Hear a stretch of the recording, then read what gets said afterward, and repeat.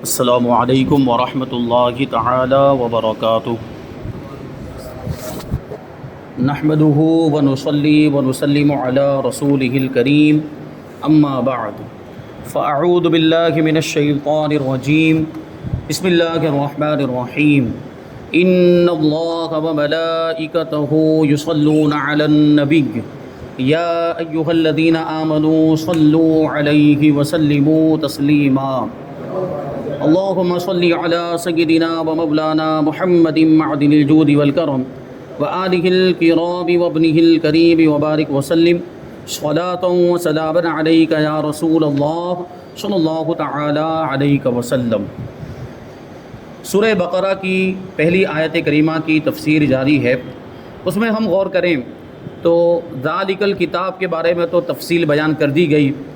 اب اس کے بعد جو قرآن پاک کے اندر جو کلمہ آیا ہے وہ ہے لا ریب فیہ۔ ذالک الکتاب لا ریب فیہ کا مطلب ہوتا ہے کہ وہ بلند رتبہ کتاب جس میں کوئی شک کی جگہ نہیں ہے، کسی طرح کے شک کی گنجائش نہیں ہے۔ تو یہ جو لا ہے، لا ریب فیہ میں جو لا آیا ہے، اس کے بارے میں فرماتے ہیں کہ یہ لائے نفی جنس۔ اب یہ عربی گرامر کی بات آ گئی، اور اس کا مطلب یہ ہوتا ہے کہ پوری جنس کی ہی نفی کر دیتا ہے۔ یہ جو لا ہوتا ہے جس کو لائے نفی جنس کہتے ہیں، یہ پوری جنس کی نفی کر دیتا ہے، یعنی جس چیز کی بات چل رہی ہے اس کو پورے طور پر گویا کہ اس میں اصل ہی سے، بالکل جڑ سے اس کی نفی ہو جاتی ہے، اس کا انکار ہو جاتا ہے۔ جیسے لا ریب فیہ میں شک کی بات چل رہی ہے تو یہاں پر شک کی نفی ہو رہی ہے، ریب کی نفی ہو رہی ہے۔ اور وہ کیسی نفی ہو رہی ہے؟ بالکل اصل سے، بالکل اس کی جڑ ہی سے اس کا انکار کیا جا رہا ہے۔ مطلب کیا ہوا کہ اس میں کسی طرح کا بھی شک نہیں، بالکل بھی کوئی بھی شک نہیں ہے۔ تو یہ لائے نفی جنس کا فائدہ عربی گرامر کے اعتبار سے اگر آپ دیکھیں تو یہ لائے نفی جنس، اسے لائے نفی جنس کہتے ہیں جو اصل چیز کا ہی انکار کر دے، بالکل جڑ سے ہی اس کو ختم کر دے۔ تو اس کے معنی یہ ہے کہ اس میں اصل سے ہی کوئی شک ہے ہی نہیں، یعنی کسی قسم کے شک کی گنجائش نہیں۔ یہ ریب لفظ آیا، یہ ریبتن سے بنا ہے، جس کا معنی ہے قلق اور پریشانی اور نئی بلا، نئی مصیبت۔ اور یہ اسی لیے کہا جاتا ہے ریب الزمان، یعنی زمانے کی مصیبتیں، مصیبت کو بھی ریب کہا جاتا ہے۔ اور دل میں جو پریشانی کی کیفیت پیدا ہوتی ہے، جو قلق پیدا ہوتا ہے، جو کچھ تکلیف کا احساس ہوتا ہے، اس کو بھی ریب کہا جاتا ہے۔ تو اصطلاح میں اب یہاں پر ریب اس شک کو کہیں گے جس میں بدگمانی پائی جائے۔ بدگمانی مطلب غلط خیال پایا جائے، تو اسی کو شک کہتے ہیں۔ شک کا مطلب ہی وہ ہوتا ہے، اگر یقین ہو تو کسی طرح کا کوئی غلط خیال ہوگا ہی نہیں۔ شک ہے مطلب اس کے بارے میں بدگمانی پائی جاتی، جس چیز کے بارے میں اس کو شک ہے۔ معاذ اللہ کسی کو کلام مجید کے بارے میں شک ہے، اس کا مطلب ہے کہ وہ بدگمانی کا شکار ہے، غلط خیال اس نے اپنے ذہن میں بٹھا رکھا ہے قرآن مجید کے تعلق سے، تبھی تو شک میں مبتلا ہو گیا۔ چونکہ ریب میں بھی دل کو پریشانی اور بے اطمینانی ہوتی ہے، اس لیے اس کو ریب کہا جاتا ہے۔ تو اب کلام کا مقصود یہ ہے کہ قرآن پاک اپنے کلام الہی ہونے میں اس قدر ظاہر ہے کہ اس میں شک کی کوئی گنجائش نہیں، یا اس کے کلام اللہ ہونے پر اس قدر دلیلیں موجود ہیں کہ جن کے ہوتے ہوئے شک کی گنجائش نہیں، یعنی اتنی ساری دلیلیں ہیں۔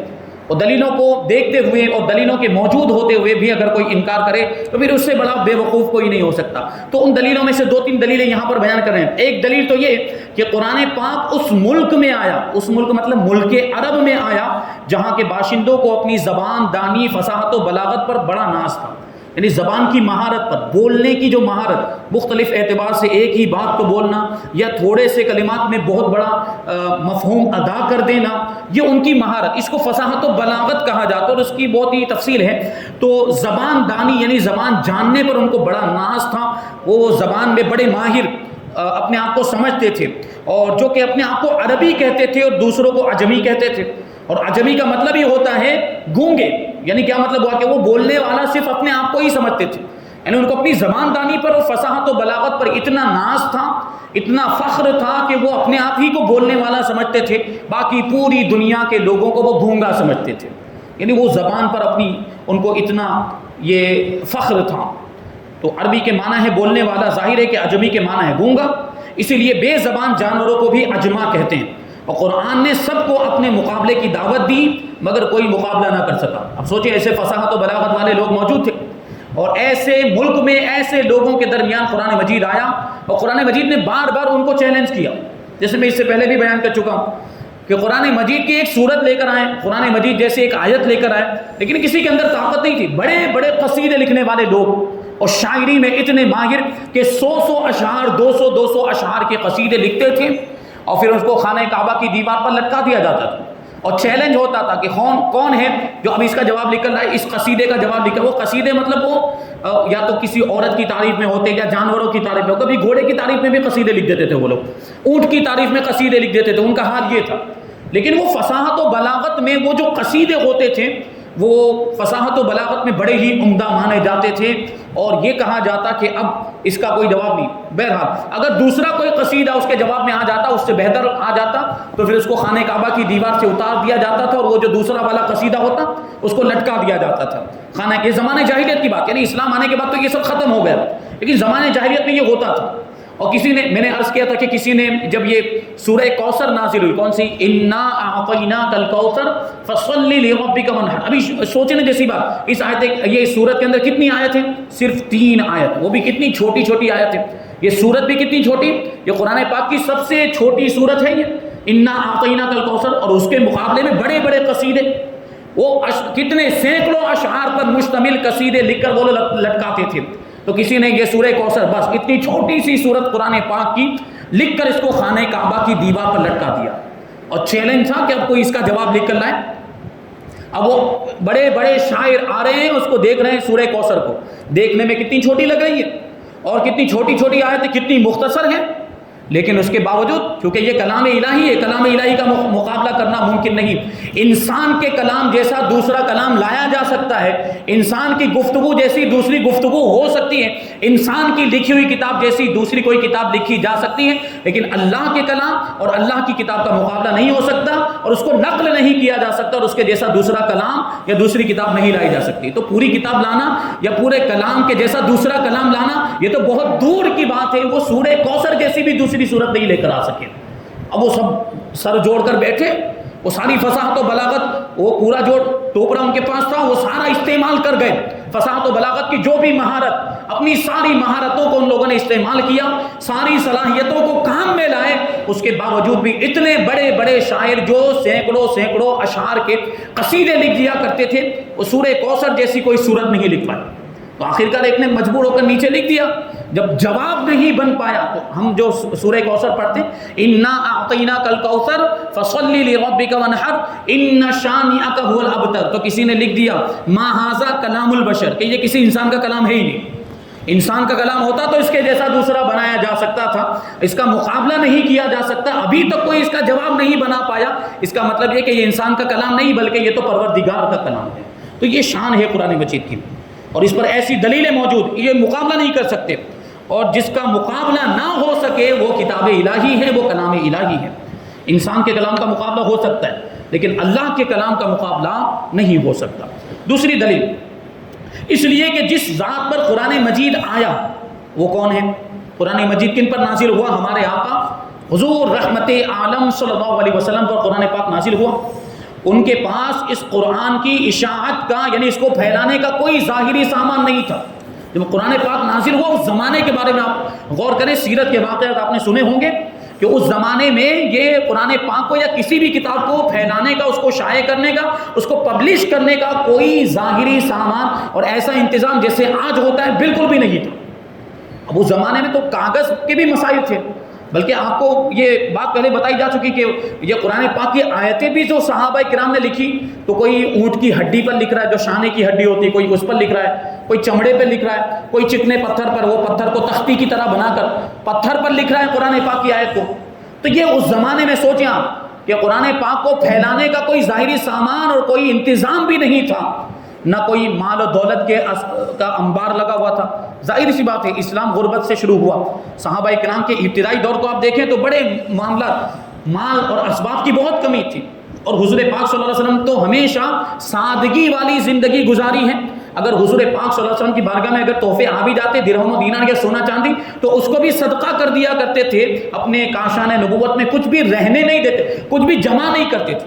تو مال بھی نہیں, اسباب بھی نہیں, نہ کوئی یار و مددگار. یعنی شروع کی بات کریں جب صحابہ کرام کی تعداد بھی بہت کم تھی اور یار و مددگار اتنے نہیں تھے کہ ان کے ذریعے سے، اور وہ بھی تو ملک عرب کے اندر ہی محدود تھے. سوچیں تو آپ، شروع میں ابتدائی اسلام میں، اسلام بعد میں پھیلا ہے، بعد میں دوسرے ملکوں میں گیا، دوسرے علاقوں میں گیا، لیکن ہم شروع کی بات کریں، ابتدائی اسلام کی بات کریں، جب صحابہ کرام کی تعداد بھی بہت تھوڑی تھی اور وہ بھی صرف عرب کے اندر، اور عرب میں بھی صرف مکہ کے اندر منحصر تھے، تو کوئی یار و مددگار بھی نہیں. اب اتنے صحابہ کرام بھی کہاں تک پھیلا لے جاتے قرآن پاک کو؟ تو وہ بھی نہیں، وہ عرب میں ہی رہتے تھے، نہ کوئی زیادہ قرابت دار یعنی زیادہ رشتہ دار بھی نہیں. جیسے کہ ابھی ہوتا ہے کہ رشتہ داروں کے معاملات ہوتے ہیں کہ ان کے اندر ایک خاندانی حمیت اور خاندانی غیرت ہوتی ہے کہ اگر خاندان کے ایک فرد کو کوئی کچھ کہہ دے، خاندان کے ایک فرد کے ساتھ جھگڑا ہو جائے تو پورا خاندان جمع ہو جاتا ہے. ہوتا ہے کہ نہیں ہوتا؟ یہ حقیقت ہے، ہمارے سامنے کی بات. تو ایسا بھی نہیں، حضور پاک صلی اللہ علیہ وسلم کے بہت زیادہ رشتہ دار بھی نہیں، نہ والد کا سایہ، کیونکہ والد صاحب کا تو انتقال پہلے ہی ہو گیا. حضرت عبداللہ رضی اللہ تعالیٰ عنہ کا انتقال حضور پاک صلی اللہ علیہ وسلم کے والد ماجد حضور کی پیدائش سے پہلے ہی ہو گیا. 6 مہینے کے حمل میں تھے جب ان کا انتقال ہو گیا، غالباً 6 مہینے کے حمل میں تھے. اور نہ ماں کی گود، کیونکہ والدہ کا بھی انتقال ہو گیا، اور نہ ہی دادا کی میٹھی میٹھی نگاہیں، کیونکہ حضرت عبد المطلب جو آپ کے دادا جان حضور پاک صلی اللہ علیہ وسلم کے دادا جان، ان کا بھی جلد ہی انتقال ہو گیا تھا. اور جو رشتہ دار تھے بھی، جو قرابت دار تھے بھی، وہ جانی دشمن بنے ہوئے تھے. جیسے ابو جہل، ابو لہب جیسے لوگ، یہ رشتہ دار تھے. ابو جہل کو حضور کا چچا کہا جاتا ہے، لیکن وہ حضور کا چچا نہیں تھا، ہاں خاندان قریش سے اس کا تعلق تھا، تو وہ ایک قبیلے کا ہونے کے اعتبار سے اس کو رشتہ دار کہا جا سکتا ہے. لیکن ابو لہب تو سگا چچا تھا حضور پاک صلی اللہ علیہ وسلم کا، لیکن وہ بھی جانی دشمن بنا ہوا ہے. اور اس کے علاوہ دوسرے بھی رشتہ دار تھے جو حضور پاک صلی اللہ علیہ وسلم کے دشمن بنے ہوئے تھے، تو ساتھ دینے کا تو سوال ہی نہیں پیدا ہوتا، یہ تو نقصان پہنچا رہے تھے. پھر ایسے وقت میں قرآن پاک آیا جبکہ اشاعت کا کوئی دنیاوی انتظام بھی نہیں تھا، نہ ریڈیو تھا، نہ ٹیلی ویژن تھا، نہ بجلی الیکٹرک کچھ بھی نہیں تھا، نہ پریس چھاپنے کا جو ابھی نظام چلتا ہے سسٹم، ایسا کوئی چھاپنے کا، کتابیں چھاپنے کا اس وقت نظام ہی نہیں تھا، سسٹم ہی نہیں تھا، بلکہ باقاعدہ کاغذ بھی موجود نہیں تھے، اور دوات اور قلم بھی اس زمانے میں اس انداز میں، قلم اور دوات، یہ ابھی آپ غور کریں تو ابھی تو قلم دوات کی بھی ضرورت نہیں، پریس میں جا کر ڈال دیں تو کمپیوٹر کے ذریعے کیا کیا نہیں ہو جاتا، کمپیوٹر میں ڈال دیا، کمپیوٹر میں ٹائپ کر دیا، اور کمپیوٹر ہی کے ذریعے سے وہ مشین کو وہ لوگ کنیکٹ کر دیتے ہیں، پھر جو کچھ بھی کمپیوٹر میں لکھا ہوا ہوتا ہے وہ کاغذ پہ چھپ جاتا ہے. پریس میں یہی تو ہوتا ہے. لیکن یہ سب کچھ بھی نہیں تھا. اگر یہ مانے کہ 100 سال 200 سال پہلے قلم دوات کے ذریعے سے کتابیں لکھی جاتی تو قلم دوات کے بھی اتنے معاملات اس وقت نہیں تھے. پھر اس قدر بے سر و سامانی کے باوجود اتنی تھوڑی سی مدت میں اس کا اس قدر پھیل جانا، یہ اس کے کلام الہی ہونے کی قوی اور مضبوط دلیل ہے. کچھ بھی نہیں، ساز و سامان بھی نہیں، اسباب بھی نہیں، اور یہ سب آپ نے غور کیا، یہ ساری چیزیں نہیں، اس کے باوجود تھوڑی سی مدت میں کلام پاک پوری دنیا کے اندر پھیل گیا. یہ بھی قرآن پاک کا معجزہ ہے، اور یہ قرآن پاک کے کلام الہی ہونے کی مضبوط دلیل ہے. اور تیسری دلیل یہ کہ جن لوگوں میں قرآن مجید آیا وہ دنیاوی تہذیب سے بالکل نا آشنا تھے. دنیاوی تہذیب یعنی رہنا سہنا کیسا ہے، کلچر جسے کہا جائے، اور طور طریقے، زندگی گزارنے کے طور طریقے، اس سے بھی بالکل نا واقف تھے عرب کے لوگ. اور کیا کیا معاملات تھے ان کے اندر، علم و تہذیب ان تک پہنچا ہی نہیں تھا. ڈکیٹی، ڈاکہ زنی کرنا، لوگوں کا مال لوٹ لینا، چوری کرنا، زنا کرنا، خون ریزی، جنگ و دلات، لڑائی، کسی کو بھی قتل کر دینا، یہ ان کی پیدائشی عادتیں تھیں. یہ عرب کے لوگوں کی پیدائشی عادتیں تھیں. ایسی قوم میں قرآن پاک آیا. سوچیں آپ کہ گناہ یا برائیاں جس کی عادت بن چکی ہو تو عادت کو چھڑانا کتنا مشکل ہوتا ہے. ابھی ہم گٹکے کا سوال لے لیں، گٹکے کی بات لے لیں مثال، تو گٹکا اگر کوئی کھاتا ہے اور آپ اس کو چھڑوانے کی بات کریں تو کتنا دشوار ہوتا ہے، گٹکا چھوڑنا کتنا مشکل ہوتا ہے اس کے لیے.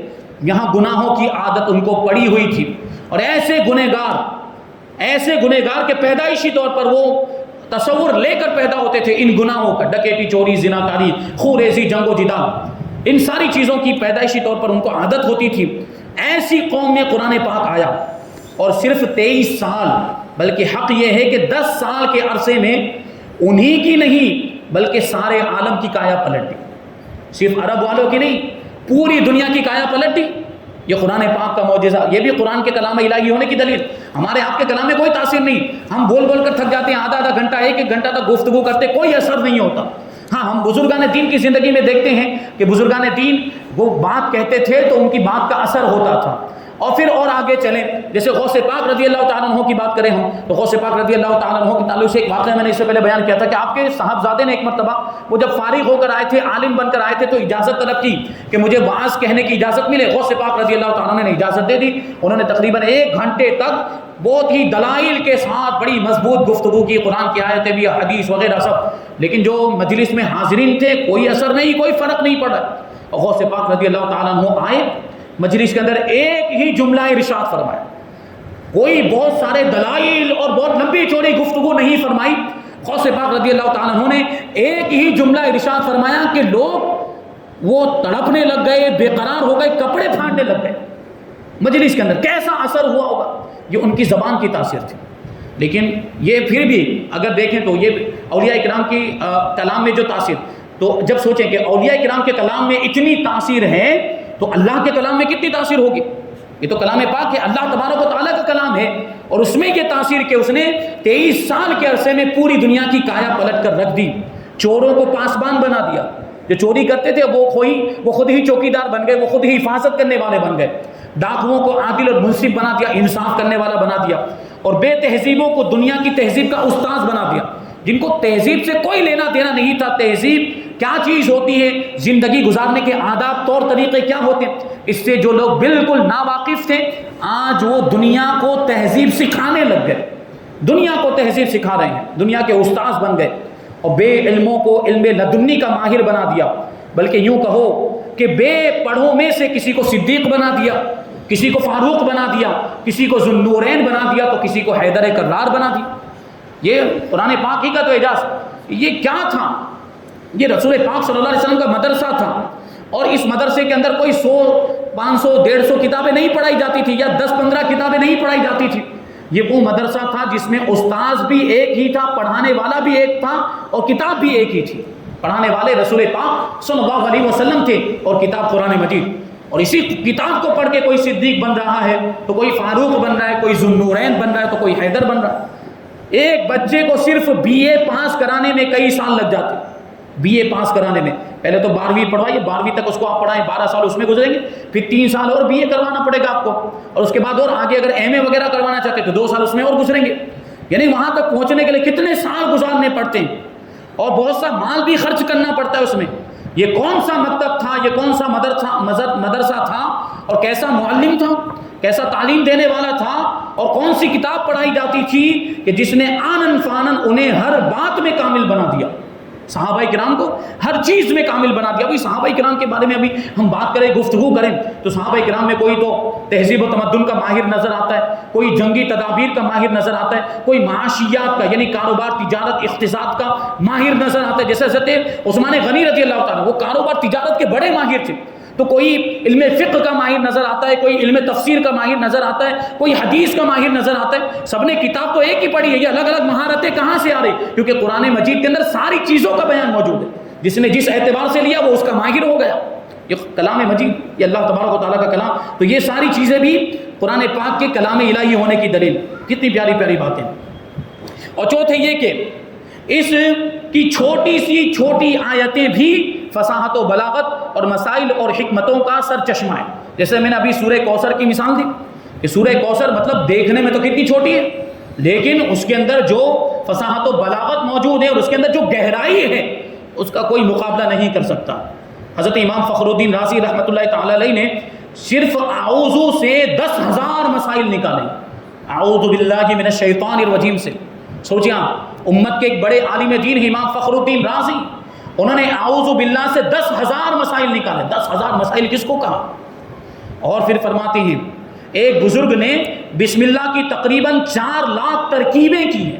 یہ عربی گرامر میں ہوتا ہے، علم نحو کے اعتبار سے ترکیب کی جاتی ہے کہ کون سا لفظ کیا بنتا ہے، کون سا لفظ فاعل بنتا ہے، کون سا لفظ مفعول بنتا ہے۔ یہ عربی گرامر کے اعتبار سے اس کو ترکیب کہا جاتا ہے۔ ترکیب کا مطلب یہ ہوتا ہے کہ جملہ کن الفاظ سے مل کر بنا ہے، اور کون سے لفظ کی اس جملے کے اندر کیا حیثیت ہے، یہ متعین کرنا اور اس کو بتانا، اسی کو عربی گرامر میں کیا کہا جاتا ہے؟ ترکیب۔ تو ہم اور آپ جو جملے بولتے ہیں تو اس کی کوئی ایک ترکیب ہو پائے گی۔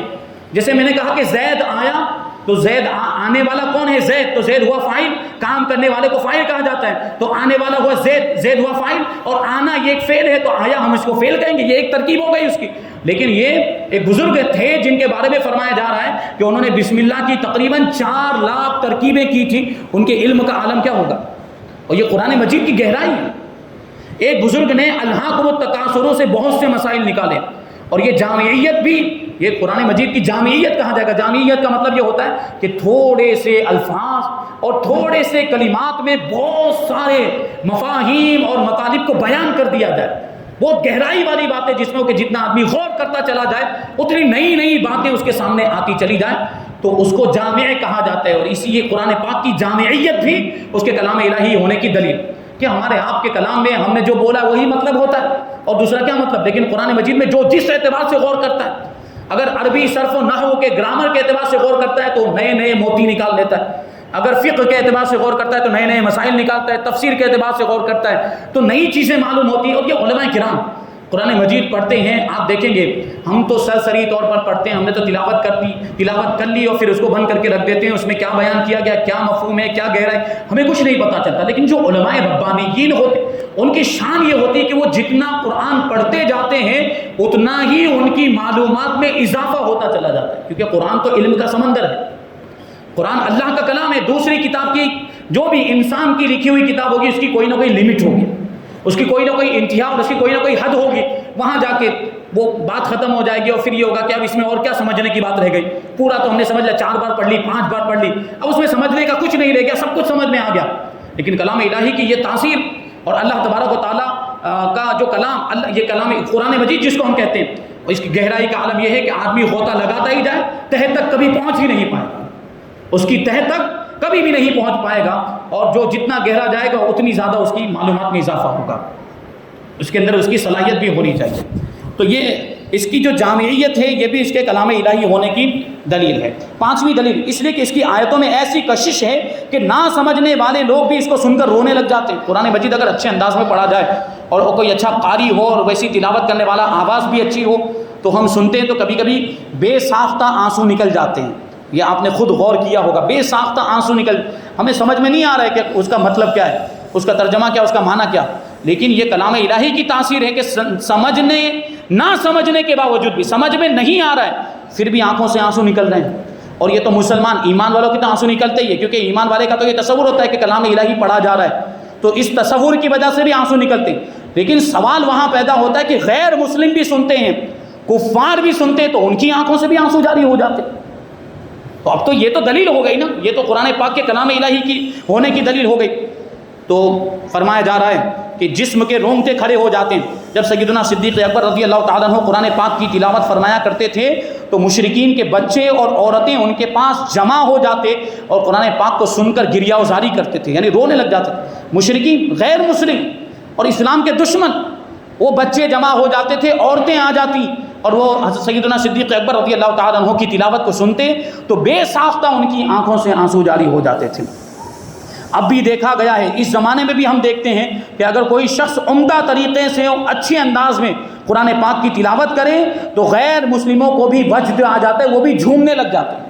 آج بھی آپ دیکھیں، اور اب تو یوٹیوب کا زمانہ ہے اور سوشل میڈیا کا زمانہ، ایسی ویڈیوز بھی آتی رہتی ہیں، کوئی غیر مسلم قرآن پاک کی تلاوت سن رہا ہے اور بے ساختہ اس کی آنکھوں سے آنسو جاری ہو گئے، ایسی ویڈیوز بھی آپ نے دیکھی ہوگی۔ اب اس میں تو بناوٹ بھی ہو سکتی ہے، اس میں دکھاوا بھی ہو سکتا ہے، لیکن یہ ایک حقیقت ہے کہ کلام الہی سن کر غیر مسلم بھی متاثر ہوتے ہیں، کیونکہ یہ اللہ کا کلام ہے، وہ اپنا اثر دکھاتا ہے۔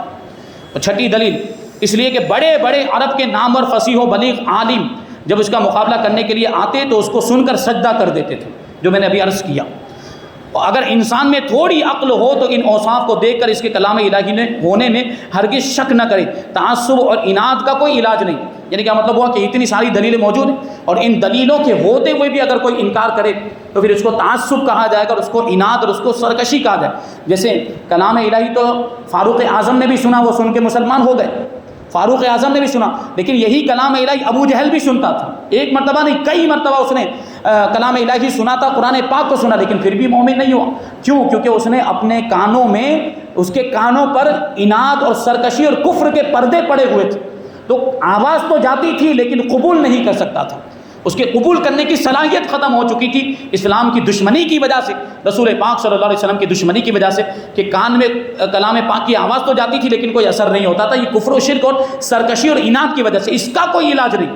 ہاں کوئی اگر ہدایت حاصل کرنے کی نیت سے اور اگر کوئی اچھی نیت سے سنے تو قرآن پاک ضرور اثر کرتا ہے، اور قرآن پاک کی تاثیر پھر دیکھنے کو ملتی ہے۔ بہرحال یہاں پر اس تعلق سے بھی یہ کچھ باتیں باقی ہیں۔ لارئی بفی میں ایک نکتہ ہے اور وہ بہت ہی پیاری بات ہے، اور اس کے بعد آریوں کا ایک اعتراض ہو، ایک اعتراض ضروری، ورنہ ہم اعتراض اور جواب کو بھی اسکپ کر رہے ہیں، لیکن آریوں کا ایک اعتراض ہے کہ اس میں کوئی شک نہیں۔ آپ لوگ کہہ رہے ہیں کہ قرآن پاک میں کوئی شک نہیں، جبکہ کفار تو شک کرتے ہیں اس کے اندر۔ جب تو کبھی کبھی جو گمراہ مذہب کے لوگ جو ہیں، بد مذہب، ان کو بھی اس میں شک ہو جاتا ہے، تو آپ کہہ رہے ہیں کہ شک نہیں، تو پھر یہ شک کہاں سے آ گیا؟ تو اس کا بھی جواب انشاءاللہ تبارک و تعالی ہم آئندہ درس میں شامل کریں گے۔ اللہ تبارک و تعالی کی بارگاہ میں دعا ہے کہ جو کچھ بھی بیان ہوا اس پر ہم سب کو عمل کرنے کی توفیق عطا فرمائے، اور نور قرآن سے ہم سب کے دلوں کو روشن اور منور فرمائے۔ وما علینا الا البلاغ۔